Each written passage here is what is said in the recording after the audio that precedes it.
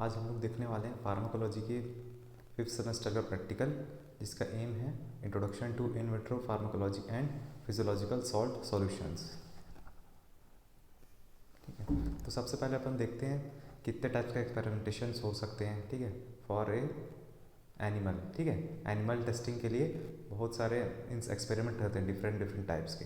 तो उन्हीं का एक पहला टाइप है इन विट्रो। ठीक है, इन विट्रो एक्सपेरिमेंटेशन। तो इन विट्रो का मीन्स क्या होता है? Which is performed with in the glass. ठीक है, when something is performed in vitro it happens outside of a living organisms including things like studying bacterial, animal और human cells in culture. ठीक है, जब ये ऐसा टाइप का experimentation है जो कि आउटसाइड द लिविंग ऑर्गेनिजम्स होता है। फॉर सपोज एनिमल टेस्टिंग हम करते हैं तो उसमें क्या करेंगे, हम डायरेक्टली उसमें इंजेक्ट नहीं कर देंगे। ठीक है, हमारे जो टेस्टिंग ड्रग है उसको अपन डायरेक्ट इंजेक्ट नहीं करेंगे। ना करके अपन क्या करेंगे, उस पर्टिकुलर ऑर्गन के, एनिमल के, उसका सेल्स अपन आइसोलेट करेंगे। आइसोलेट करके क्या करेंगे, हम उसका आउटसाइड द बॉडी हम उसका टेस्ट करते हैं। ठीक है, जो भी टेस्ट हम ड्रग हमको लेना है या अपनी जो न्यू ड्रग मॉलिक्यूल है उसको हमें उसकी एक्टिविटी शो करनी है, तो अपन उसका क्या करेंगे, कल्चर फॉर्म में बनाएंगे। ठीक है, और कल्चर में क्या रहते हैं, ऑल टाइप्स ऑफ न्यूट्रिएंट्स जो कि उस पर्टिकुलर सेल जो हम आइसोलेट किए हैं उसके लिए मीन्स ऑप्टिमम उसके लिए टेम्परेचर रहे ताकि वो लिविंग कंडीशन में रह सके वो सेल्स। ठीक है, तो ये कहलाते हैं इन विट्रो एक्सपेरिमेंटेशंस। फिर है इन विवो, है ना। तो in vivo is Latin word for with in the living. ठीक है, मीन्स इस टाइप के एक्सपेरिमेंटेशंस जो होते हैं वो बॉडी के इनसाइड ही होते हैं। तो it refers to works that's performed in a whole living organisms. ठीक है, फिर when a study is performed in vivo it can include things like performing experiments in an animal model or in a clinical trial। ठीक है, तो basically क्या होता है, animal models हम चूज़ करते हैं for different types of experimentation on different diseases, है ना। और अपन क्या करते हैं, जब ह्यूमन ट्रायल करते हैं, जब भी कोई ड्रग है अपन एनिमल टेस्ट करने के बाद कहाँ जाती है, वो क्लिनिकल ट्रायल्स के लिए जाती है। तो वही क्लिनिकल ट्रायल्स के लिए क्या करते हैं, हमें इनसाइड द बॉडी जो एक्सपेरिमेंटेशन परफॉर्म करती है वही इन विवो कहलाती है।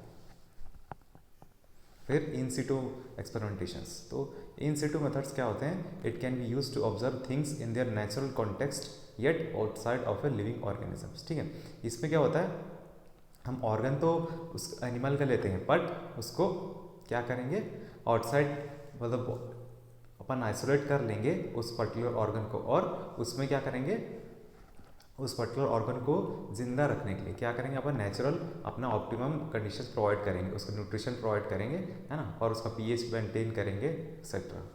फिर इसका एग्जांपल आता है इन सिटू हाइब्रिडाइजेशन। इसमें क्या होता है, अपन particular nucleic acid either it is DNA और आरएनए इसको सैंपल में डिटेक्ट कर सकते हैं। ठीक है, टिश्यू सैंपल में। फिर it allows the researchers to see where the nucleic acid is located within the tissue sample. ठीक है, इस मेथड में बेसिकली क्या करते हैं, अपन एक प्रोब रहता है। ठीक है, प्रोब मीन्स एक टाइप का रॉड रहता है जिसमें कि अपन फ्लोरोसेंस रहता है वो। ठीक है, उस पर्टिकुलर प्रोब को अपन डिप करेंगे अपने, ठीक है, कल्चर में डिप करने के बाद क्या करेंगे, उस पर्टिकुलर अपन न्यूक्लिक एसिड को डिटेक्ट कर सकते हैं। ठीक है, उसमें स्पेशल फ्लोरोसेंस रहता है जो कि न्यूक्लिक एसिड को डिटेक्ट कर सकता है। तो यही कहलाता है हमारा इन सिटू हाइब्रिडाइजेशन। फिर देखते हैं अपन इन विट्रो फार्माकोलॉजी के बारे में क्या होता है।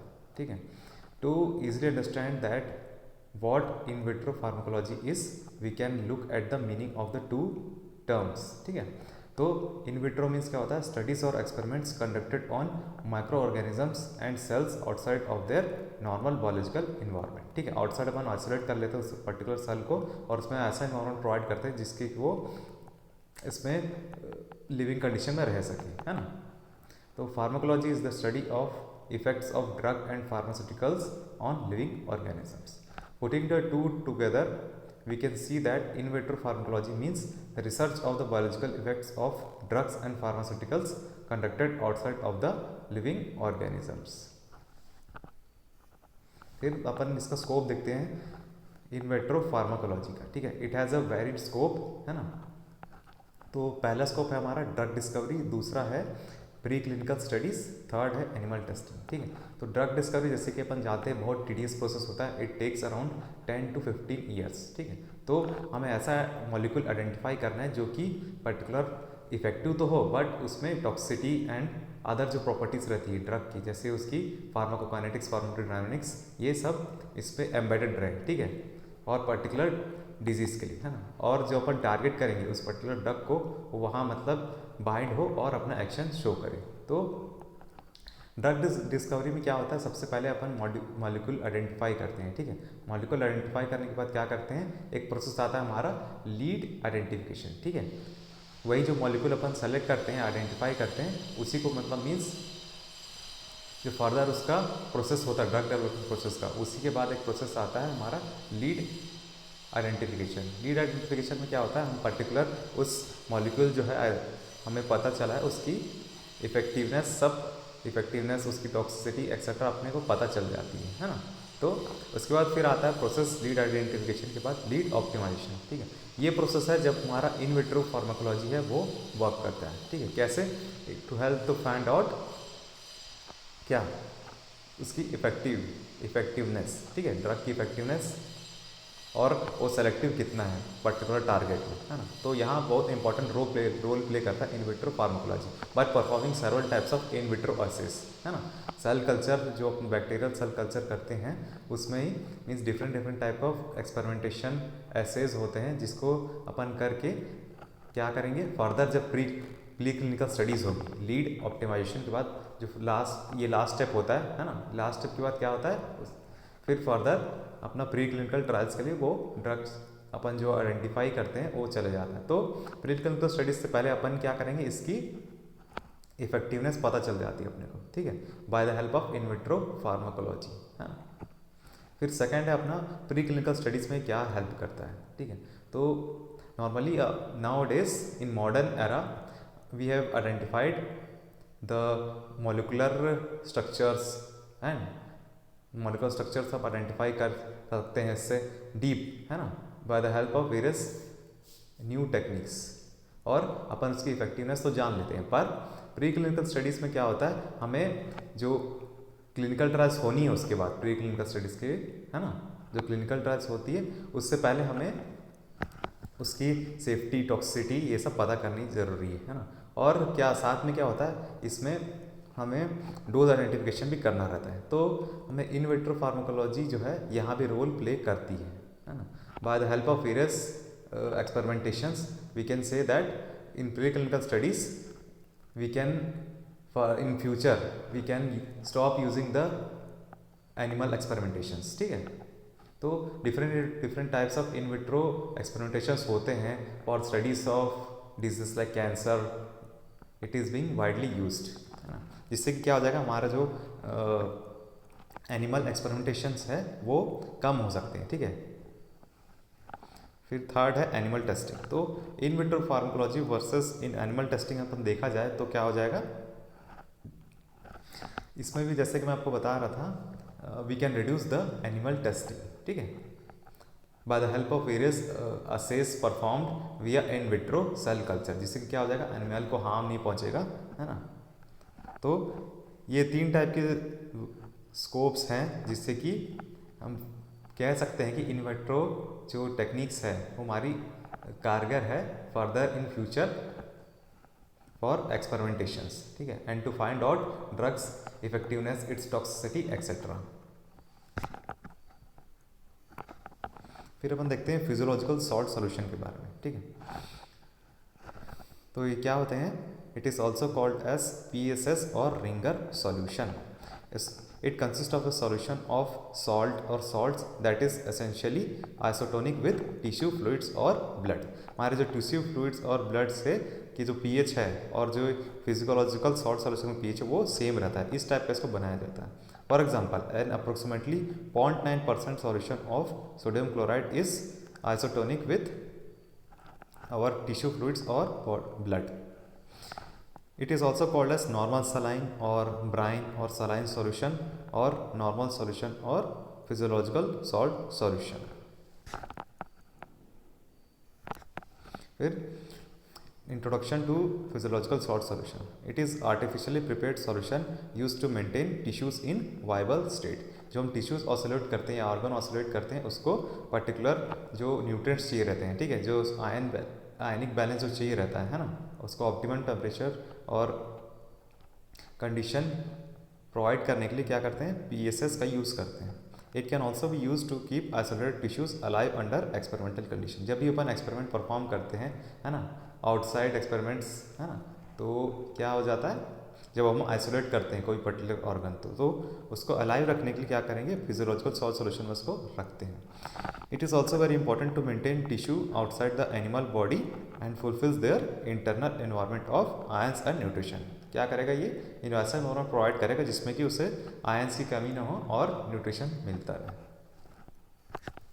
फिर इसका मेन कंपोनेंट देखते हैं अपन, क्या है, sodium, potassium, calcium, chloride, magnesium and glucose. And also distil water, double distil water, deionized water. Depending upon the experimentation we want to perform, we can use this solution and it majorly consist of this type of ions. तो इसका role देखते हैं particular ingredients का. तो sodium पहला है, it is a major extra cellular cation, ठीक है, एक्स्ट्रा सेलुलरली रहता है ये सेल के आउटसाइड. तो it maintains electrolyte level, it makes the solution isotonic and maintain isotonicity of cell, and it also maintain osmotic tension और osmolarity. ठीक है, ये आइसोटोनिसिटी मेंटेन करता है, मीन्स सेम जो कंडीशन है, ठीक है, सेम जो इनसाइड द सेल और आउटसाइड द सेल जो हमारा कॉन्सेंट्रेशन है, सॉलिड सॉल्वेंट कॉन्सेंट्रेशन, वो सेम रहता है. इसमें ये मदद करता है सोडियम. पोटेशियम का देखते हैं क्या है uses. It is a major intercellular cation, ठीक है, सेल के अंदर ही ज़्यादा ये रहता है प्रेजेंट. फिर it maintains nerve conduction and muscle contraction. Also it maintains the heart rate and rhythm. Calcium का देखते हैं, it controls excitability of muscles, nerve and glands. It also helps to maintain integrity and permeability of cell excitation. ठीक है, जब cell excitation के समय means ये क्या करता है, कैल्शियम रोल प्ले करता है. मैग्नीशियम को देखते हैं. It is second most important intercellular cation. It reduces the spontaneous activity required for relaxation of muscles. जब भी मसल्स रिलैक्स करता है तो क्या करेगा, ये रिड्यूस करता है उसकी एक्टिविटी को. ठीक है, स्पॉन्टेनियस एक्टिविटी मीन्स उसके ओवर जो फंक्शन है उसको रोक के रखता है. ठीक है. फिर बाइकार्बोनेट सोडियम हाइड्रोजन फॉस्फेट, ये क्या करते हैं, it is used as a buffer, है ना, और इट मेंटेन्स अल्कलाइन पीएच. फिर ग्लूकोज एंड वाटर. ग्लूकोज क्या है, for nutrition and water acts as a vehicle. फिर different type of physiological salt solution रहते हैं, जैसे कि frog's Ringer solution, mammalian Ringer solution, Tyrode solution, Krebs Henseleit salt solution, Ringer Locke solution और de Jalon solution. ठीक है, इसमें अलग अलग कॉन्स्टिट्यूएंट्स रहते हैं और उसकी जो पर्टिकुलर ये सब सॉल्यूशंस है उसमें अलग अलग उस पर्टिकुलर कॉन्स्टिट्यूएंट्स की कॉन्सेंट्रेशन रहती है. ठीक है, जैसे फ्रॉग रिंगर सॉल्यूशन में कितना रहेगा, NaCl 6.5 ग्राम, मैमेलियन रिंगर सॉल्यूशन में 9.2 ग्राम. ठीक है, ऐसी पर्टिकुलर अलग अलग हमारे पोटेशियम क्लोराइड की, मैग्नीशियम क्लोराइड की अलग अलग मीन्स इसकी कॉन्सेंट्रेशंस रहती हैं. तो for selection of PSS means ऐसा हमको फिजियोलॉजिकल सॉल्ट सॉल्यूशन चूज़ करना है. ठीक है, फॉर एग्जांपल पर्टिकुलरली क्या होता है, टायरॉइड सॉल्यूशन जो है, ठीक, टायरॉइड सॉल्यूशन ये दिख रहा है. ठीक है, तो टायरॉइड सॉल्यूशन किस लिए रहता है, किस ऑर्गन के लिए रहता है, नॉन इनर्वेटेड मसल्स के लिए. ठीक है, अब नॉन इनर्वेटेड मसल्स क्या होती है, for example smooth muscles, gall bladder, small intestine. ठीक है, which does not supply with nerves. ठीक है, जिसमें नर्व्स जो है सप्लाई नहीं रहती है जिसमें, है ना, और nerves can't produce excitation to this muscles. ठीक है, तो क्रेब्स सॉल्यूशन किसके लिए होता है, for innervated muscles. This are supplies with nerves, for example spinal cord. फिर डिफरेंट डिफरेंट टाइप्स के सॉल्यूशन, जैसे कि मैं आपको बता रहा था फिजियोलॉजिकल सॉल्ट सॉल्यूशन, ये डिफरेंट ऑर्गेनिजम्स के लिए और डिफरेंट ऑर्गन के लिए ये अलग अलग अपन यूज़ करते हैं, ठीक है। For example frog signal solution किस लिए यूज़ करते हैं अपन, फ्रॉग के लिए, ठीक है। फ्रॉग कोई भी इस पर टिश्यू ऑसिलेट करते हैं, ठीक है, फ्रॉग टिश्यू के लिए, तो अपन फ्रॉग सिग्नल सॉल्यूशन यूज़ करते हैं, ठीक है। और रिंगर लॉक सॉल्यूशन किस लिए यूज़ करते हैं अपन, हार्ट मसल्स के लिए। इसमें एक ध्यान देने वाली ये बात है कि जो यूनिवर्सल सॉल्यूशन है जिससे कि अपन कॉमनली यूज़ होता है वो है क्रेब्स सॉल्यूशन। फिर टायरॉइड सॉल्यूशन किस लिए यूज़ होता है, for smooth muscles, gall bladder, small intestine etcetera. फिर क्रेब्स डी जैलेंस और मैक इवन सॉल्यूशन किस लिए यूज़ होता है, हमारे एवियन है, avian stands for birds, birds skeletal muscle में अपन एक्सपेरिमेंटेशन परफॉर्म करेंगे तो क्या है उसके लिए यूज़ होता है। And also for innervated muscles. So thank you all. These are all about in vitro pharmacology and physiological salt solutions.